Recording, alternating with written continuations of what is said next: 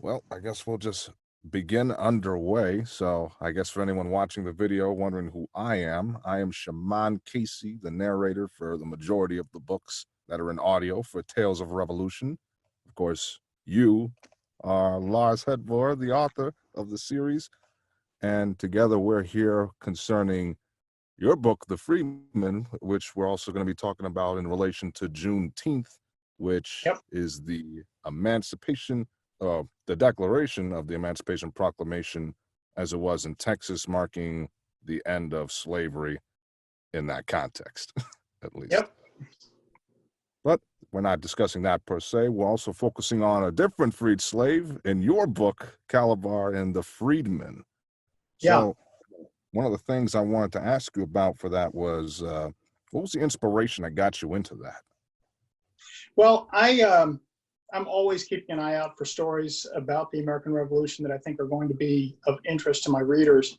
And I came across a news article that a friend of mine had posted about former mayor of Greenville, North Carolina, who was doing some genealogical research, and he discovered that one of his ancestors, who was a freed slave, had fought for independence. And I thought that was a story that, geez, I've never heard a story like that before. I've never seen it treated in fiction at all. And so I started doing some more research, and the more I learned about it, the more I just felt like it was a story that had to be told.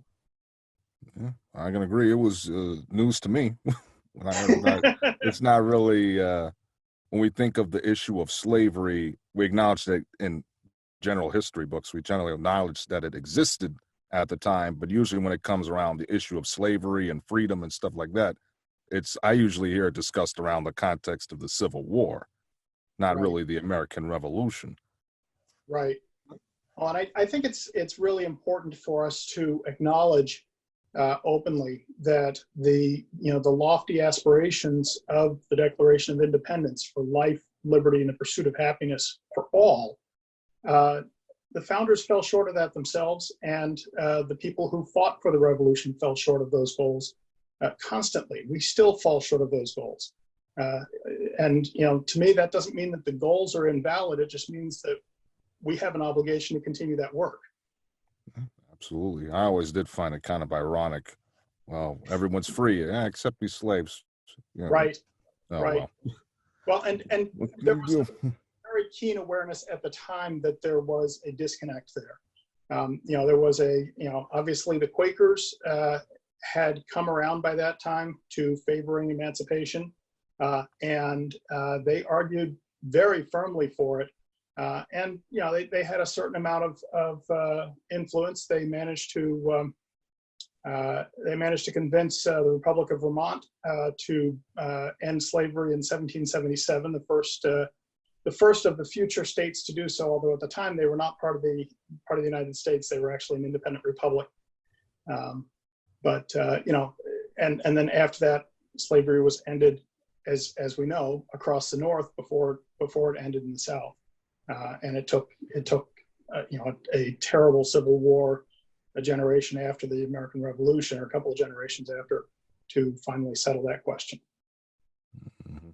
I know some people argue that slavery technically never ended in the context, if you look at the 13th Amendment. Yeah, well, and yeah, the fact that we still have this idea of putting people in prison and then working them for little or no compensation, I definitely understand that argument.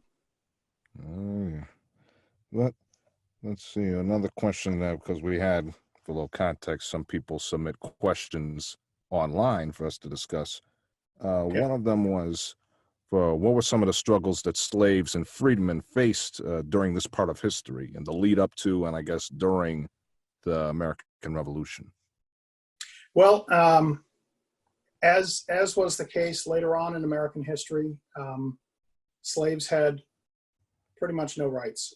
They were, not to be blunt about it, but they were property. If a white man killed a slave, there was no justice for the slave at all. The only person who was considered to have been wronged was the owner. and so the white man might be called upon to compensate the owner for the value of the killed slave. So that was awful enough. In different parts, in different colonies across America, different laws were enforced. What I discovered in the course of doing my research for the Freedman was that the law as it stood in North Carolina at the time of the Revolution was that a freed slave had 6 months to get out of the colony, and if he failed to do so, he would be subject to being sold back into slavery. A slave who was freed for extraordinary service might be granted a year, and that was it. And as far as any kind of recourse before the law, if they were wronged themselves, I could find very little evidence that there was any consideration given to that. So yeah, I mean, the circumstances under which a man like Calabar would have served would have been ones where he essentially is choosing to fight for liberties that he knows he will never get to enjoy. And to me, that is the most moving and incredible part of that story. And I'm honored that I had the opportunity to tell it, and to share that story. Yeah, one thing, kind of going off a little bit of the side, one of the things I do appreciate about your series is that it focuses on the everyday struggles of people you're not really going to be learning about in your general history books, from the Freedman issue of a freed slave in the Revolution, or the book I just did, The Prize, your average day folks around that place. Or, well, I guess one question is, what makes you want to focus on them rather than George Washington, Thomas Jefferson? There's a couple of reasons for that. One of them is eminently practical. It is really easy to get stuff wrong when you're writing about historical figures, and there's always going to be some expert who is going to read your book and say, "Aha, I gotcha. You got that completely wrong. His eyes were green, not blue." So writing about historical figures is always a little dangerous in that respect. And then the other part of it is that, I really want people who read my books to understand that history is not always made by these great figures on horseback who we read about. It's made by ordinary people whose names don't make it into the history books, but their lives shape events in ways that they can't even see. And then, more to the point, I want my readers to understand that the same applies in their own lives. We shape history. We might not ever make it into the history books. Most of us won't, because that's how history is most people aren't notable. But what we do, the choices we make, the ways that we choose to react to events unfolding around us and take part in them, does shape history. I agree.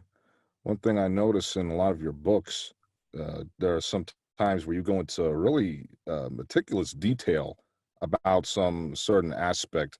With The Prize, the details with making the canoes, with the Freedman, the issue of the, well, it wasn't, well, I guess you can argue an issue of them having to make the indigo bricks.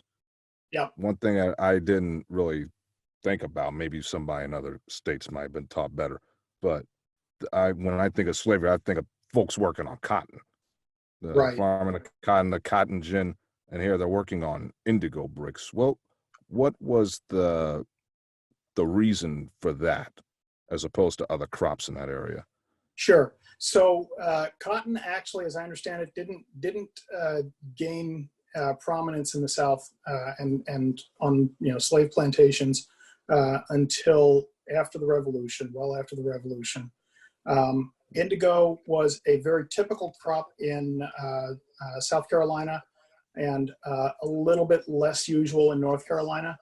But it was a crop that was very labor intensive And so it was one that in order to make it economically feasible, most of that labor was performed by slaves, because the cost of a slave was less than employing regular paid employees.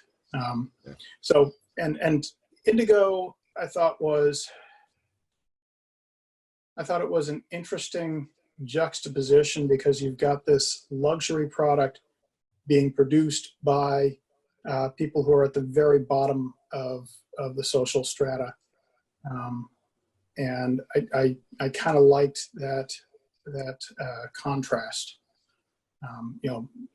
Tobacco was a little bit more common, a little bit more widespread, particularly in North Carolina up into Virginia, and rice was the other thing that was very widely cultivated. But those are all relatively everyday products. Indigo is a little bit different in that it is a product that it really symbolizes very, very neatly that that real contrast between the very bottom of society serving the very top of society under the lash. And I thought that was important to capture. As it sometimes still is today in certain countries. Yep, absolutely. All right. So I guess a little bit of fun. So what were some of the, experiences you had when you're going through your research or writing this book? What tales can you tell us of your production of the Freedman novel? The Freedman, some of the research that I did was really grim. Learning about the legal environment for slaves and freedmen in North Carolina was difficult. Some of it was downright inspiring. I had a whole book that I referred to that listed all of these Black patriots who had taken part in the American Revolution, and had many of them from South Carolina. And again, just reflecting on taking those two pieces together, the terrible legal treatment compared to the heroic deeds of these men, who knew, again, that they fought for our freedom, and there was nobody fighting for theirs. And to me, that's something that is worth reflecting on today. When we see people on the streets today arguing that Black Americans deserve to be treated the same way as everybody else, I think that's in a certain sense repaying that debt that men like Calabar imposed on us. Absolutely.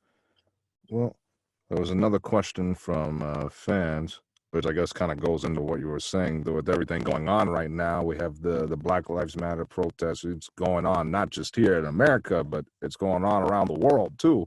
All over the world. Things have certainly changed. So do you think the Freedmen as a whole, I guess, is a relevant story to what's going on today? And if so, how? I absolutely do. I mean, there's a moment in the Freedmen where one of the characters is being beaten by a white mob, and one of the men attacking this victim makes a comment, "Oh, I think he's reaching for something," and that was drawn directly from some of these awful incidents we've seen where somebody says, "Oh, I think he's going to hurt me," and so they intensify their attack, or they kill their victim. And I think that sort of mob mentality is sadly inherent in human nature. So anytime we identify somebody as the other, we can begin to dehumanize them. And once we've dehumanized them, it's really easy to justify taking actions against them that we would never take against a fellow human. Absolutely. And I guess kind of, well, we won't spoil anything particularly in the story, but one of the things I thought was kind of interesting compared to some of your other books was the ending of the Freedman. Compared to Yeah, some of your other books, the endings in some of the other books, it feels like a happy ending, or, well, their side lost, but they're still doing all right. And I didn't really get that feeling with the Freedman. I didn't want to call it a bittersweet ending, but it's a very different ending from some of the other books. And so yeah. why did you decide to end it the way you did without spoiling the ending? I felt like, again, no matter what sort of victory my characters enjoyed, um, the culture into which they emerged was not one that granted them a true victory. You know, the sort of victory that the idea that we were fighting for liberty, and these characters were never going to get to experience that. And then again, with the acknowledgement that this is a little bit of a spoiler, I felt like Calabar, his personality was one where the things that he had to do in order to survive and in order to be of service to the revolution were deeply against his nature. And so I think letting him, in the end, withdraw from that and focus on the things that were important to him, I think that was suitable. And you know, as you said, he did not go home to a great victory celebration or anything like that. He just went home, and you know, that was the very most he could hope for. Yeah, I gotta say, I really like the ending of that book compared to a little bit more than some of the other books, because it just feels like the story is going to continue. Maybe you're not going to continue the story, but it doesn't feel like his story is like his problems are not really gone No, of throughout course not. the entirety of the story. Yep, yep. And the many of the problems that he struggled against, he's going to continue to struggle against after we close the book. Mhm. Absolutely. Well, were there any questions from your fans that anyone had directed for me on the other production? I didn't get any, but I had a couple of questions for you. Ask I away. know I know one of the things that I like to do in my books that can be a little challenging is I throw in little smatterings of other languages because my characters would speak other languages. And I wanted to hear what your process was for getting those right, because you do a fantastic job. I mean, Mhm. when I get those passages, I'm always like, okay, what's it going to be? Oh my God.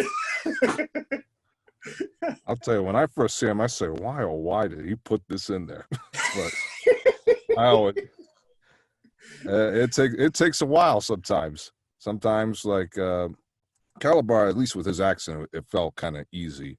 I wanted to Yeah. do, I wanted to definitely stand out from everyone else. I kind of gave it a little bit of a Jamaican Caribbean-ish accent. I like this idea of him being shipped around from place to place, as was common with some slaves. Mm-hmm. But when it comes to sometimes certain languages or words that come up, because you throw in the SAT type words, I always have to look up how those go. Uh, I got to research and look up videos and see how does this native speaker just say this word so casually, and then Yeah. I'll play it back, record it, see how I sound, wonder if I'm saying it right, re-record it again, and just hope for the best when it comes time for the proofer. Yeah. Well, when you recorded the smoke, we had at least one reviewer who commented that he was really glad that you said all those native words, because there was no, and names and so forth, because there was no way he was ever going to get them. And that was my reaction too. I was like, I just, the ones that were historical names, I just copied and pasted. I had no idea how to pronounce them. I had no idea how to pronounce it for the longest time. I'll even go into my day job. I'll ask, hey, how would you pronounce this? They would look at that word on the screen. It's like this long. And they're just like, I don't even know. Yeah. So yeah. I would just hope for the best. You reached out to some actual Tuscarora speakers to get guidance on that, I saw. So were you able to get any help with that, or did you end up having to just reconstruct it? Sadly, the tribes were silent on this matter. Yeah. I had asked them for feedback on that book too, and there was interest, but after I sent them the book, I never heard from them again. So I don't know if they really didn't like it or if they just got busy. I don't know. I liked it. It was I would say between the books that I've done, it kind of interchanged between the Freedman and the Smoke as being my favorite books. Yeah, I like the Smoke a little bit more because my audio quality is better than it was come the time of the Freedman. But those characters were fun to do. I will say they were very fun, easy to voice. Not too much female dialogue, which I always appreciate because female voices are not my specialty. But well, and that's the only reason I went with somebody else for the break, because that one's told from the point of view of a young woman from Canada. So I found a young woman from Canada to to record that one. Yeah, I know. I don't want to make people suffer through the audiobooks. The other one that when people ask me what my favorite books of the series are, the Freedman, the Smoke, and the Wind are the three that I go to. And the Wind I really like because it's a huge story in the American Revolution that is just never told. It's not included in our history books. It's how the Spanish saved the American Revolution, and the idea that we don't teach that right alongside Rochambeau and Lafayette. Galvez should be remembered right in that same company. His contributions were just as great, and I think I'm trying to right an historical wrong by telling that story, and I loved your production of that. It was really tremendous. Yeah, I know if anyone listens to the books, you can almost hear my audio journey as each book advances. From the Declaration, when I first recorded that one, my setup was very different and was in this nice, luxurious space I've crafted for myself. It was a very cramped recording space. I was using a very different microphone at the time, and my audio production skills, I will admit, were not as good as they are now. And then what was the second one we did? I think, was it the Light? The Light. Well, yeah, that one. I got better with that one, doing the Quakers. Surprisingly, the Quaker dialogue was not very difficult for me. Yeah. I know a lot of people find the thou, dost, all that stuff. If you've read King James, I'm used to seeing that stuff. Right. Between King James and Shakespeare, you get used to it. Oh, yeah. With the Wind, same thing. And then the Freedman, I finally moved out of that recording space and into this one. So I had a better microphone. I was using this one here. I've been using since the Tree. This one's an AKG C214 mic. For those who don't know, microphone, it's a good microphone, basically. A very nice, warm sounding microphone. With the Freedman, I was using a Rode NT1A, which is not as good as this one, but it still gives out a pretty good professional sound when you know what you're doing. Yeah. But I would say for some of my... I will say that even going all the way back to the Declaration, I always felt like the audio quality that you delivered was absolutely top notch. I'm sure that as an audiophile and somebody who's really studied it, you listen to it and you go, oh, I could have done this better, I could have done that better. I've listened to a lot of audiobooks. My wife listens to them constantly, and I can tell you that the productions that you give me are among some of the best that I've ever heard. So right from the very beginning. So I'm very glad to have been on this journey with you. I like it too, man. It's a journey. It is certainly a journey recording these books. Yep. Everyone is almost a story in of itself in how I record these books. Normally, being here in San Antonio, Texas, my main nemesis is always the heat. Sure. Even at night, the heat is always an issue. I remember when I was recording the Freedman, when I was in this new space for the first time. This is a closet that I've sound treated, but they're basically in a closed off closet. It gets hot very quickly, Oh yeah. and to be able to record, I would have to have the air conditioner off, because these microphones, they can capture sound that you may not be thinking of, but the microphone will pick it up. In Yep. fact, when I was recording the Freeman, even with the sound treatment I had to move my freezer out of my kitchen into my garage, because through the closet, the sound space, everything, it was picking up the sound of the hum of the freezer. Oh So I was God. like, well, I gotta move out to the garage. I have to turn off the air conditioner, and it's a race against time to see how much I can record before I have to get Right out of the room. before the sweat starts. Oh, it's Yeah. every book is a struggle, but I Yeah. got better with time. I think right before the mine, or maybe it was right after the tree, I got smart. I got a window AC put in my room right outside, so I can cool off this room as a whole, blast it down to 60 degrees, and I'm good to go. Yep. Mm, mm. Yep. Yeah. I do a little bit of recording at my day job, and we have a full studio set up there. And it's the same thing where you have to make sure that the AC is turned off, and we have to close all the vents and everything so there's no wind rustling around.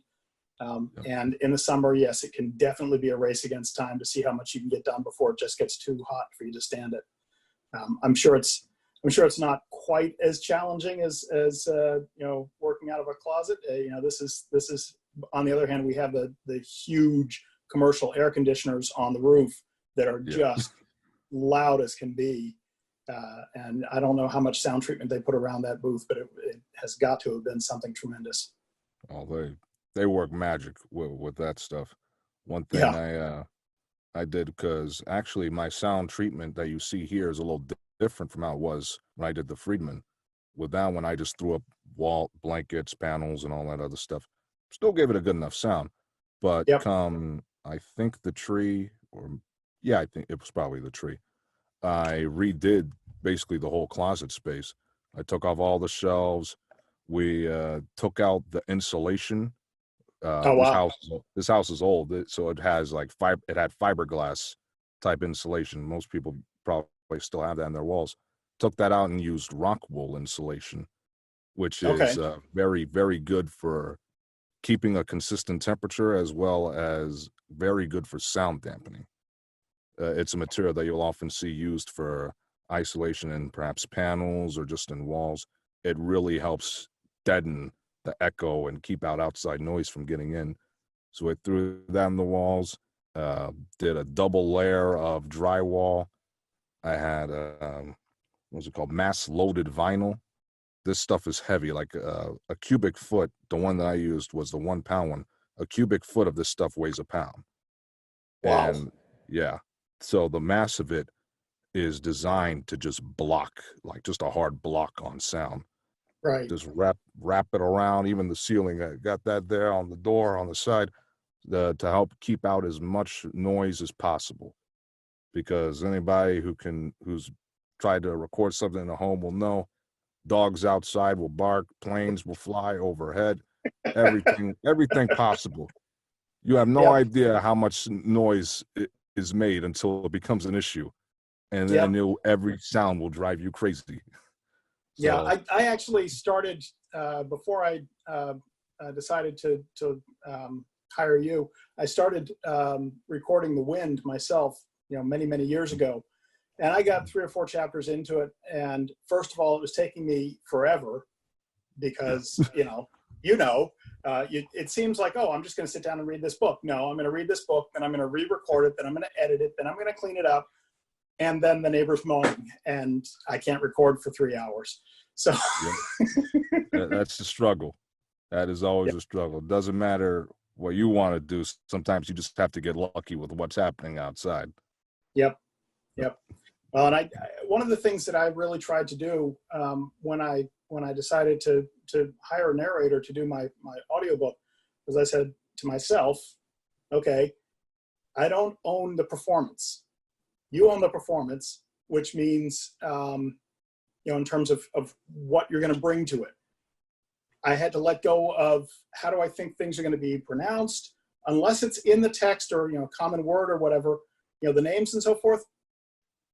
That's all you. You're going to perform those the way you want to. The song that the one character sings in the wind, I had a completely different tune in mind, and I loved what you did. It was completely different, and it was beautiful. Blew me away when I got to that. If only all rights holders thought as you do, Lars. Yeah, I know. Some of us can be real pains, but I really try to respect the professionalism that you're bringing to it, and respect the fact that it is a performance. It is not just sitting down and reading my words. It's taking my words and turning them into something living. And the work that you do on that, just absolutely, my hat's off to you. I have the tiniest inkling of how hard it is, and I respect the work that you do tremendously. Thank you. I gotta say, your books. I've worked with quite a few authors. Yours are the most pleasant experiences for production. No, I appreciate that. We'll say, oh, maybe I got to push the deadline back a few days. All right, that's fine. I'm like, wonderful.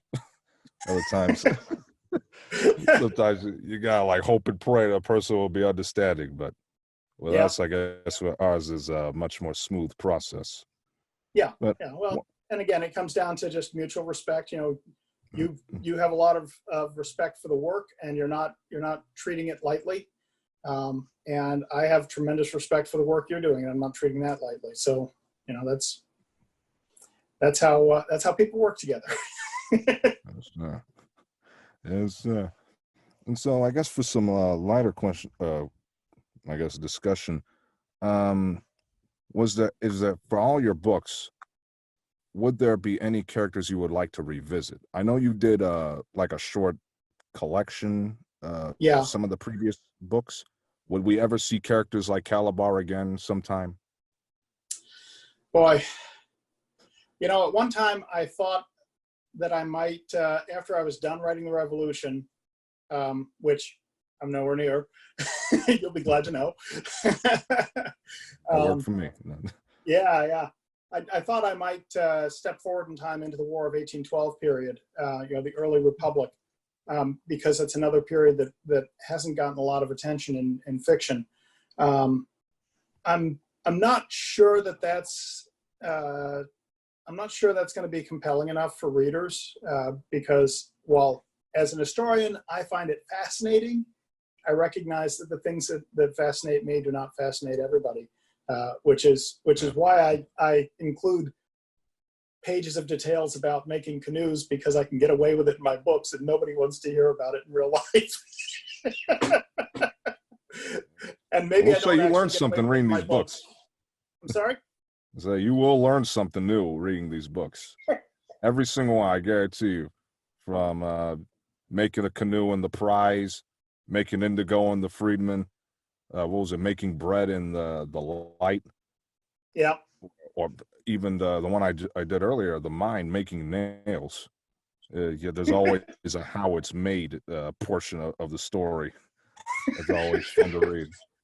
I do get a little bit obsessed with that. There's also how to shear a sheep in the Declaration, and how to grow tobacco, and helpful hints on how to catch geese in the Prize without the use of a gun. Oh yeah, that also happened.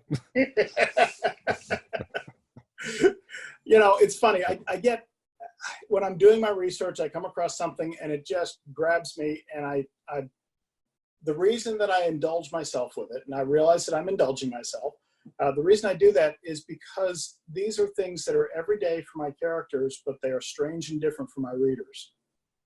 So I think they're worth spending a little bit of time on and examining a little bit more closely, because it does give you a sense that you can't just run down to Walmart and grab a package of meat. You gotta go hunt for your own. You can't just reach into the cooler and grab a thing of butter. You got to churn it, and that you got lucky. That one's in the break that I had Tamara record for me. Mm-hmm. Yeah, I'd made it before once when I was very young, but I remember it was work. Yeah. Now imagine doing it by hand with no blender, no KitchenAid, no nothing, just churning it by hand, and it is hard work. as were most of these things. I mean, you can't just go down to the sporting goods store and pick up a new canoe when you lose your canoe.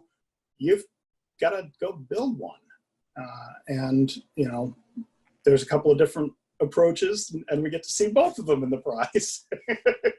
Mm-hmm. All right. Also, so I guess as we get closer to the end, I wanted to know, out of all the characters that you've written so far in your series, how does Calabar compare to those other characters?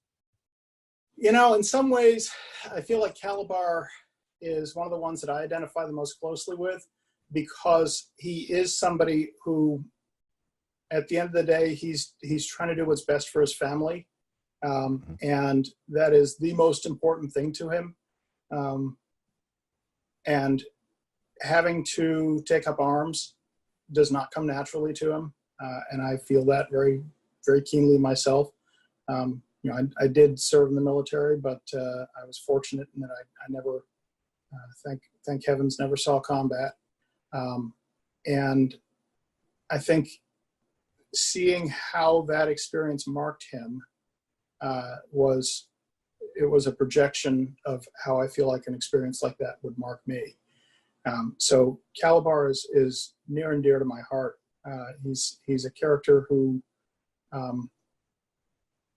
despite, and this is certainly something where I don't have personal experience to draw on, but I did my level best to reflect it, accurately. I've never had the experience of living in a culture that denies my humanity. And despite living in a culture that did that to him, he insists quietly and firmly on being human. And that to me is tremendously powerful. And it's a tough thing to do when people are telling you you're not human. History shows us that it's very easy for people to excuse inhumane behavior in themselves. And Calabar rises above that. And I think that's something that, again, the choices he makes really, really move me. And knowing that these were choices, like all my characters, the things that he did don't reflect a specific person, but there were people who made those exact same choices. There were people who did those exact things, even if we don't have their names, even if we don't have their stories. I'm telling true stories, even if my characters are not real. Yeah, I'll say I like Calabar's character. I think probably maybe Tanaru and Kinawa are probably the only other characters that really stick with me the whole way through. That Kinawa, I do appreciate. I really love Kinawa, and I have to say Captain Mallet is probably the one who, to my mind, is kind of the most forceful of my characters. When I first started writing that book, he was meant to be just a side character, just, comes in and he's gone. And he shouldered his way onto the stage and said, "Nope, you're going to tell some of my story." So wait till you have to hear him, Lars. Yeah, and he's got some good stories to tell. So. Yeah,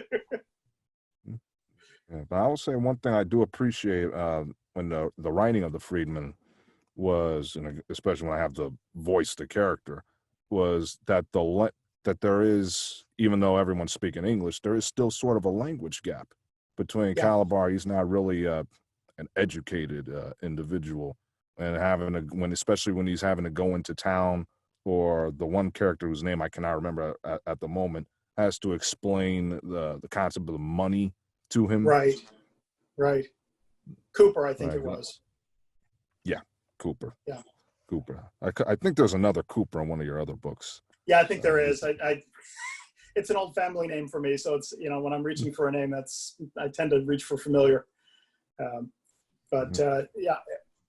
what I was trying to do there, we have this concept today of code switching, where people, when they're among folks with whom they're comfortable, they speak one way, but when they're in a group where they're not as comfortable, they speak a completely different way. And I don't think that's really what Calabar is doing. I think what I was trying to do there was to show that his English is broken, as is anybody's language. When they attain language after the age of about 8 or 9, most people speak with a heavy accent. If you come to a place where you have to speak a new language after that early age where the mind is capable of really getting a language perfectly, you're going to speak it with an accent. You're going to speak it in a way that is often a pidgin. In other words, it doesn't respect all of the standardized grammar rules and so forth. But you're generally going to speak it in a way that adheres to an internally consistent set of grammar. And so I really tried very hard to reflect that when Calabar was speaking to people who were not part of his group.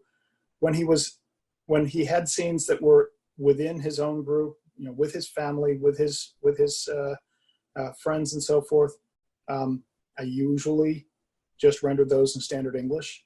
Just because I didn't want readers to think that he was incapable of expressing himself clearly. He was, just as anybody is, he was perfectly capable of expressing himself clearly. His upbringing left him with an English that was non-standard. And the thing I hope readers catch on to is that even when he's speaking to other former slaves who aren't part of his in-group, the dialogue there is rendered in a couple of different broken patois, where the one character speaks in one very distinctive way, Calabar speaks in his distinctive way, and they can kind of understand each other. They mostly understand each other, but neither one of them is speaking standard English. As a linguist, I have an appreciation of how people learn language, and a deep appreciation for the ability of people to make themselves understood even when they don't speak a language clearly. And I work with a lot of young people from around the world, and they're always sort of apologetic about their English, and I'm always telling them, no, your English is so much better than my German. It's so much better than my French. Wait till you hear my French, I guarantee you. Oh, man. Yeah, that'll be interesting to see how people react to that one for upcoming release. I'm looking forward to hearing that. I mean, it's not as bad as when I made you speak German. Oh, yeah. What book was that? Oh, Lord. That was in the Declaration. There's the couple of scenes there where the modern characters are saying grace in German, I think. I think that, and it was also like the Hessians, I think, in The Light. Oh, did they speak some German? I think you're right. They did. Yeah, and actually, I was like, I'm just going to go with it and hope to God that nobody talks bad about me in reviews. That's sometimes all I can do. Just hope and pray that I don't get blasted in reviews. Thankfully, the reviews have been mostly kind. Not to brag too much for us. And the Freedman's audio reviews have been great. I don't think there's a single review below 4 stars. So that speaks to the power of both the work and I guess the interpretation of the work. Yep. And a lot of reviewers have specifically called out your work. I love the one review that said that he would listen, or I think it's she, who would listen to absolutely anything you recorded. It helps. I appreciate when people listen to things I record. Yeah. I'm sure we could, as a business, everyone, any small business can relate to that struggle of getting your work out. Yep, absolutely. But that is it, I believe. I have no more questions from the crowds, but anything else you would like to discuss before we conclude? Well, I just want to thank you for the opportunity to talk about this. I feel like the Freedman, I wish that there had been a book already that covered this ground, because I would love to have read it. And since there wasn't, I had to write it. And I think it's a book that, when we're trying to understand how we got where we are today with all of the, with all of the strife that we have, I think it's really important to understand the origins of that, as well as some of the absolutely heroic actions that some people have taken in overcoming some of that history. For my personal views for the Freedman, I definitely think it is a story that folks should read. It is easily something I could honestly see in a school. I've been thinking like the Scholastic book fairs, but I know Scholastic is different publishers, so that's its own set of problems. But I definitely think that young adults, teenagers, kids, whoever, they can definitely read this story and pull something unique out of it, because it's not history that really gets told in your history class. I've been through, middle school, high school. I never knew any of this stuff until I was reading your book. And I think a lot of people will also have a similar experience. It's a well-written story, and it's a pretty easy read, roughly 200 pages, I believe. Yep. If that's correct. And I also know that on the side for your website, you have materials dedicated for people wishing to use it in an educational setting. Can you tell us a little bit about that before we go? Yeah. I actually, when I write my books, I write them in such a way that, what I always have in the back of my head, that I want educators to be comfortable using them in an educational setting. So I write them clean, without sort of hiding behind that to say, "Oh, I'm not gonna talk about hard things," because I do talk about the hard things. But I also provide, as a resource, as you noted, discussion guides and discussion questions. And the other thing that I offer is, if an educator wants me to talk to their class, I am thrilled to do so. I have done classroom appearances in person as well as over Skype and everything else. I'm very happy to do that. I also I make available for any educator, whether a classroom educator or a home educator, I make available review copies so that they can figure out if what I'm offering is suitable for their uses. And I'm absolutely glad to provide those at no charge.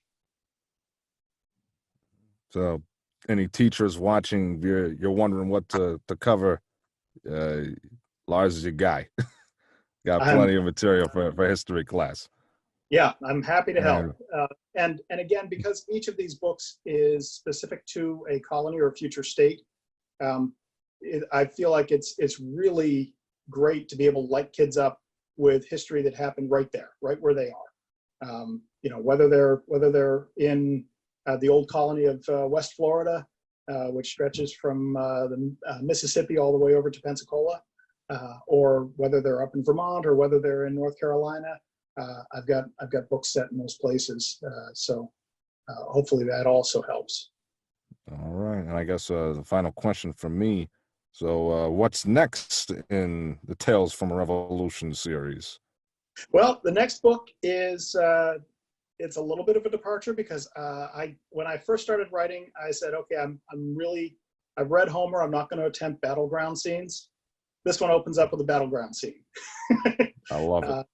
Yeah, this one's called The Siege, and it's about a young man who actually in the very opening scene loses an arm in battle, and goes home to rest and recuperate and try to rebuild his life back home in the quiet little town of Yorktown.